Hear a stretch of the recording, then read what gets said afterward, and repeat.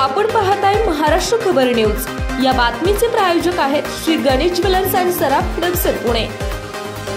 गेल्या वर्षी जून 2023 मध्ये YouTubeने घोषणा केली होती की ते लोकांना समजत नसलेल्या भाषांमधील व्हिडिओंचा आनंद घेण्यास मदत करण्यासाठी AI टूलची टेस्ट करत आहेत। टेस्ट केल्यानंतर कंपनीने आता ते आणले आहे। Googleने या AI टूलला ऑटोमॅटिक डबिंग असे नाव दिले आहे।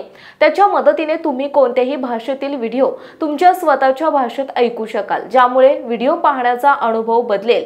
सोप्या शब्दात हे ऑटोमॅटिक डबिंग टूल व्हिडिओचे भाषांतर करण्यासाठी काम करेल। क्रिएटर्सना जागतिक प्रेक्षकांशी जोडण्यात आणि भाषेतील अडथळे दूर करण्यात मदत करण्याच्या दिशेने हे एक मोठे पाऊल आहे।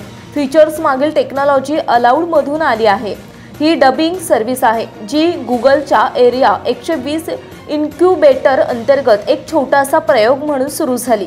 नवीन साधनासह कंपनी या भाषेतील अडथळे दूर करण्याचा आणि YouTube कंटेंट प्रत्येकासाठी आणण्याचा विचार करत आहे।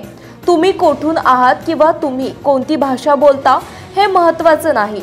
या टूलद्वारे तुम्ही प्रत्येक व्हिडिओ समजून घेऊ शकाल।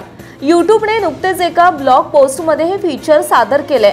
एक व्हिडिओ फ्रेंच मधून इंग्रजीत, दुसरा हिंदीतून इंग्रजीमध्ये डब करण्यात आला आणि तिसरा व्हिडिओ आता इंग्रजी मूळ, हिंदी, पोर्तुगीज, स्पॅनिश, जपानी, इटालियन, जर्मन, फ्रेंच आणि इंडोनेशियन यासह 9 वेगवेगळ्या भाषांमध्ये चेंज करण्यात आले। ही सुविधा जगभरातील क्रिएटर्ससाठी उपलब्ध आहे। खरं तर YouTubeने सध्या ते केवळ निवडक व्हिडिओमध्ये ॲड केले गेले आहे।